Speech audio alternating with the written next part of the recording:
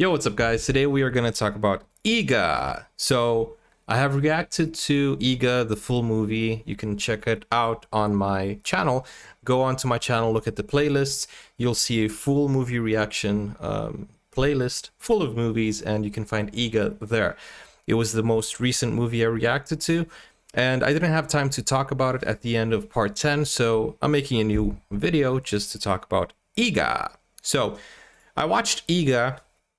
And let's start from the beginning. So the movie starts with the whole storytelling scenario. So the fact that there's a dad telling his child a story shows you a lot about two S's, SS Rajamouli's intent. So what he wanted to do with this movie is he wanted to do something creative.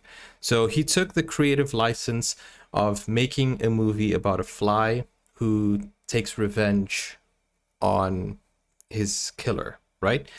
There are going to be spoilers here. I'm going to talk freely and I'm going to say whatever comes to my mind and what I really and honestly think of the movie. So if you haven't seen the movie, go watch it.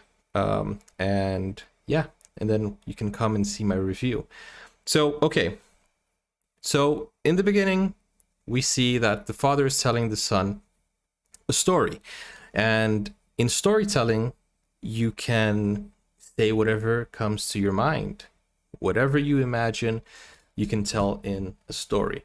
So by doing this in the beginning of the movie, you can be relaxed, and whatever comes after that is completely fictional and completely far from reality.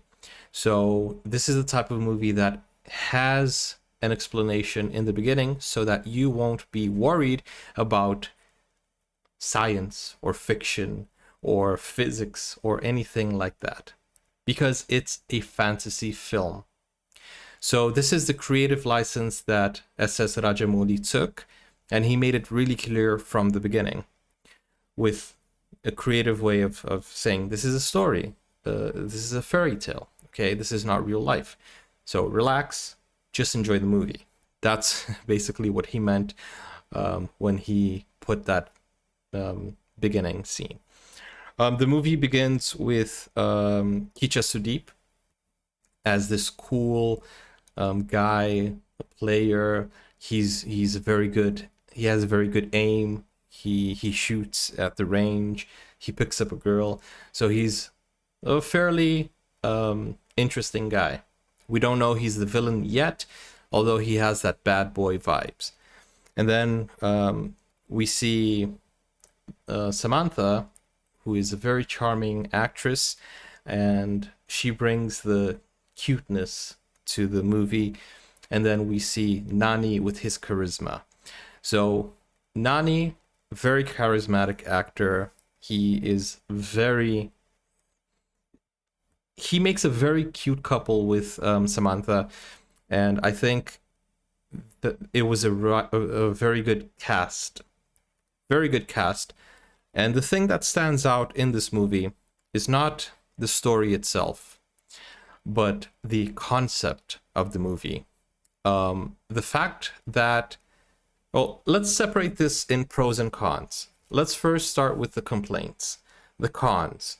The CGI didn't look very realistic, although for a type of movie that involves a fly, it would be very disgusting if you saw a real or a realistic fly. So they opted to go with something more animation-like, and it worked.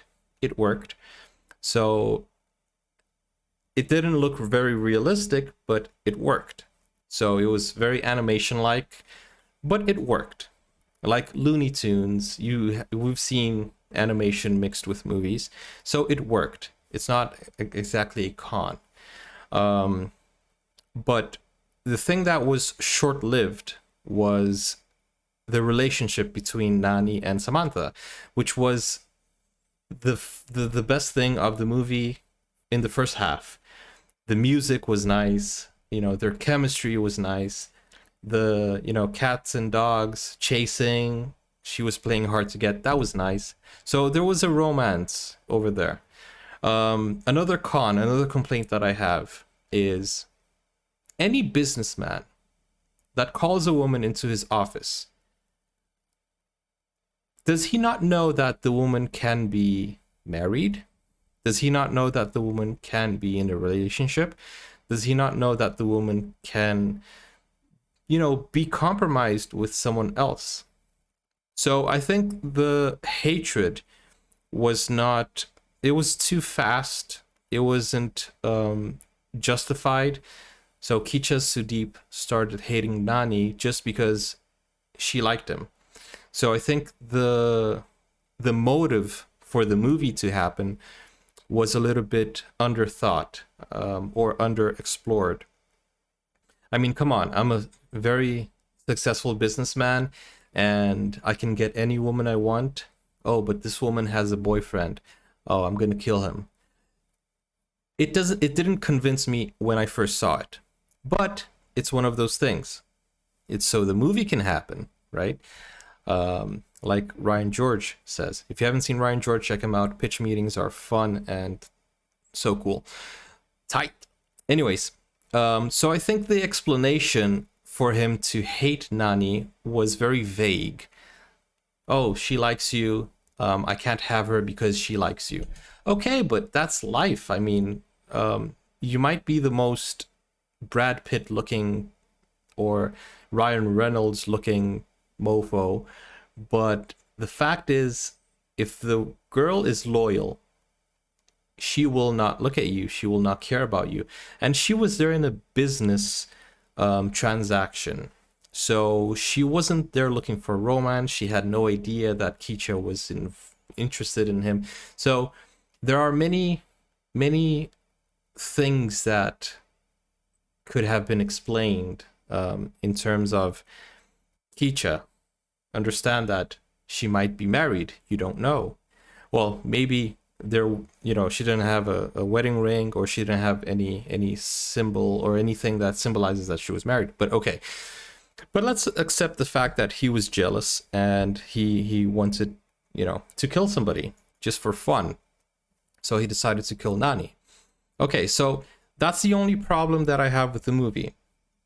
That it was too fast. He's like, you don't want me? I'll kill him. Okay, makes sense. It was a crime of passion. Okay. I can accept that fact. So, moving on to the next few scenes. Nani is reborn. Okay, that's fine. Nani wants revenge. That's fine as well. The other problem that I have only comes at the end of the movie, where there's a romance between a woman and a fly? What? I mean, seriously, I know that he wanted to seek revenge and she helped him, but I think the love narrative died when Nani died. She should move on. She should find another man, not a fly. Or maybe she should be reborn as a fly, or maybe something could happen so that he could come back. So I just did not accept that ending where she was still romantically involved with the fly. That is a little bit disturbing. I accept the fact that he died, and then I accept the fact that he died again as a fly, sacrificing himself to reach his end goal, which was revenge. But there was no need to bring him back unless you want to milk the movie for a sequel. I mean, he came back for revenge because his death was not justified. But as a fly, I mean, are you going to live the rest of your life as a fly? How long do flies live? 24 hours? A week? So I think him killing himself as a fly in order to reach his goal was just the best ending. He did not need to resurrect again. He did not need to be reborn.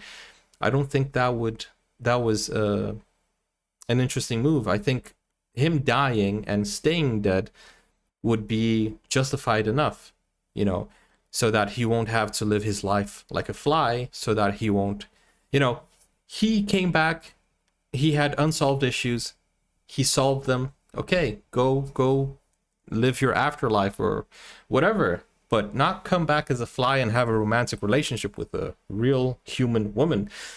That's the problem I have with the ending. All in all, and the ultimate problem that I have with this movie is that Nani did not come back. The actor, I don't know if he was famous back then, but he could have been in the full movie. He's so charismatic. I really like him. Okay, so those are the bad things. You might be already hating me, maybe, stopped watching and commented already without, waiting for the positives. But now let's talk about the positives. I think this movie is a masterpiece in terms of CGI and technology, and it probably is a turning point for, for Tollywood. I don't know if any movie was made with this degree of detail before, using CGI, using the whole concept.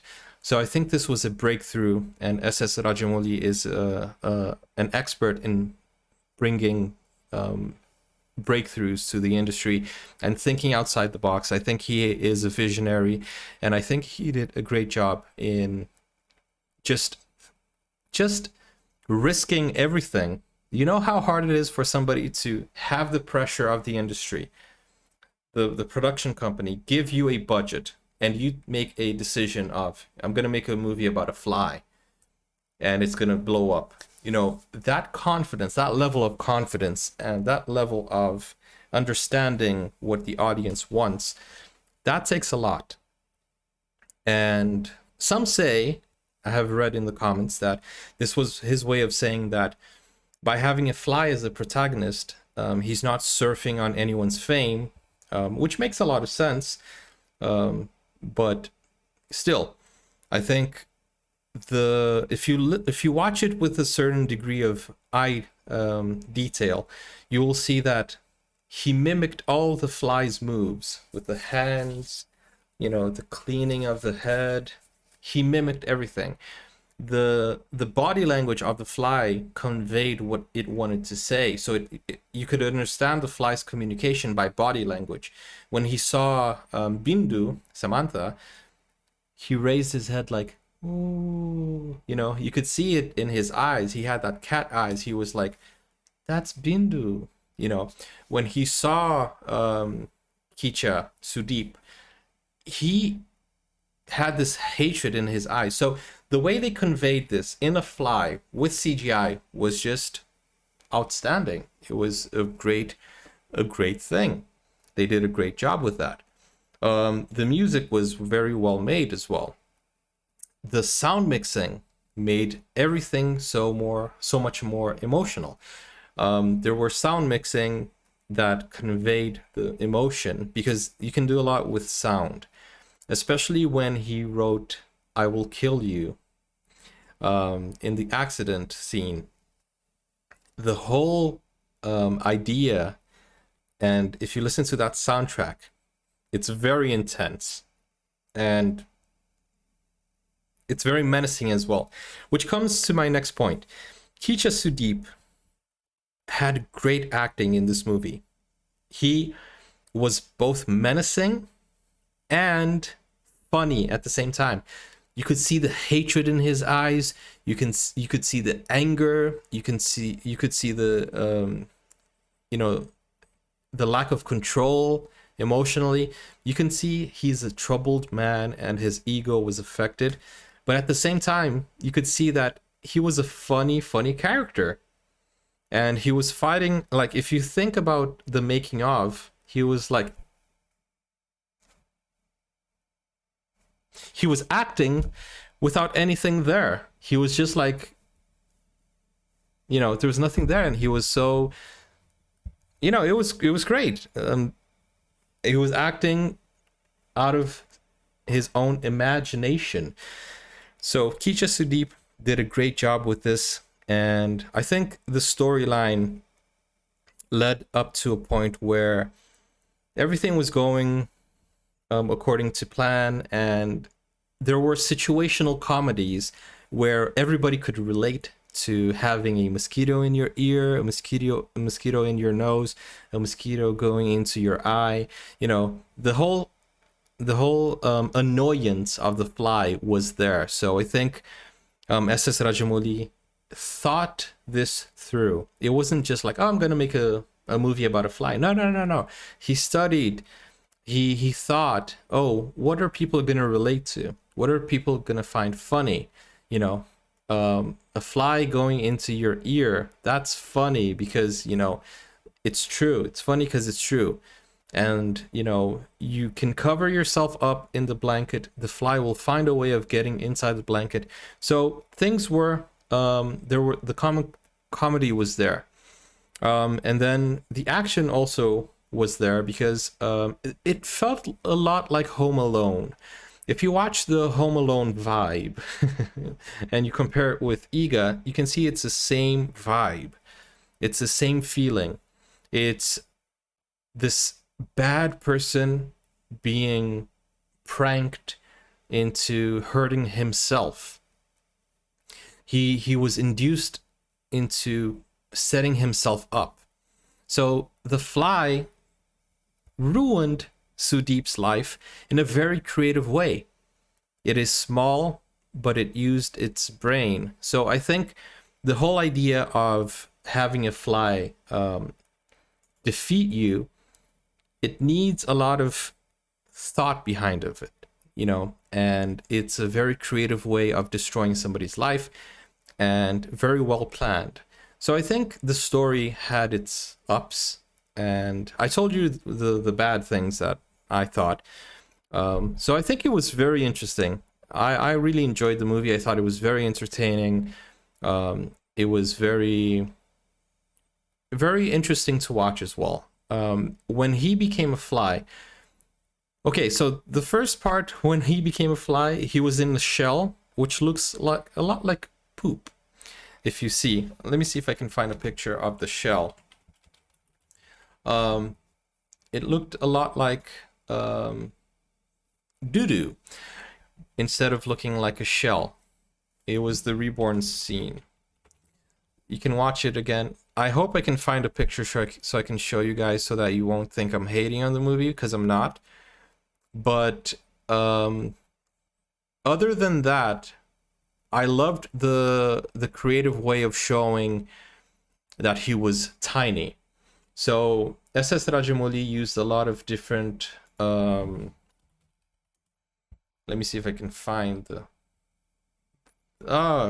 it's hard to talk and search at the same time. So what happens is SS Rajamouli used a lot of different angles to show that the shell, sorry. Okay, I know where to find it. I'm gonna go on to my reaction and I'm gonna, okay, give me some time here. Give me some time, I'll come up with a plan. Guys, my Bahubali rap is coming. Okay, so here is my reaction. And okay, so probably gonna get it here. Oh no, this is part, I need part 3. Actually, guys, part 3 was blocked. I don't know if you saw it, but then I managed to get it back up, so it's all good now. Okay, here we go. Part 3. I don't know why I'm so invested in showing you the poo-poo though, you know. Anyways, there we go. Tell me that doesn't look like... What does that look like to you?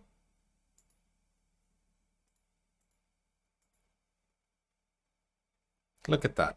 That looks like a huge turd. Honestly, it looks like a huge piece of chunky brown kebabs or processed kebabs. Okay, it looks like a huge turd. Honestly, look at that.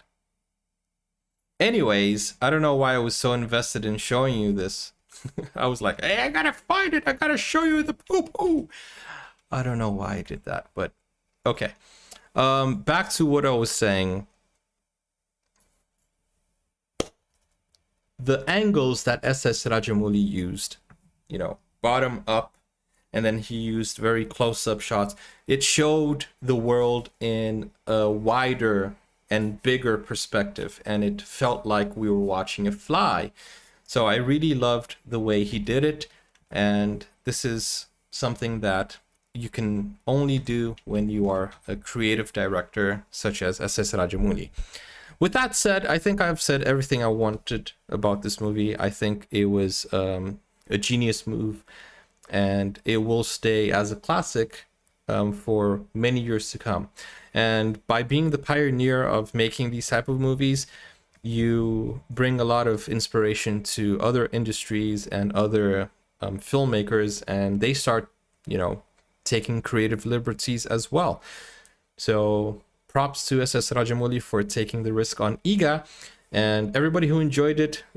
Everybody who criticized it, they probably didn't see the clear picture of what SS Rajamouli was trying to do. Movies are entertainment. The more creative you are, the better it is, actually. You can take liberties and you can be a pioneer. Now, if you just stick to the whole concept of realistic movies, I mean, you're gonna get somewhere, but you're doing what everyone else can do. I have no doubt that SS Rajamouli can make a very realistic biopic, but we need the James Camerons in the world. We need the SS Rajamoulis in the world so that they can, you know, bring something different to the table. And that's all I want to say about EGGA. So guys, don't forget, my Bahubali wrap is coming next week. Don't forget to drop a like. Don't forget to drop a subscribe if you haven't yet. And if you guys need to, don't forget to drop a dookie. I'll see you guys. Take care now. Bye-bye. Peace out. See you soon. And let me know what you thought of the movie in the comments down below. Do you agree with me? Do you disagree? Let me know. See you soon. Bye-bye.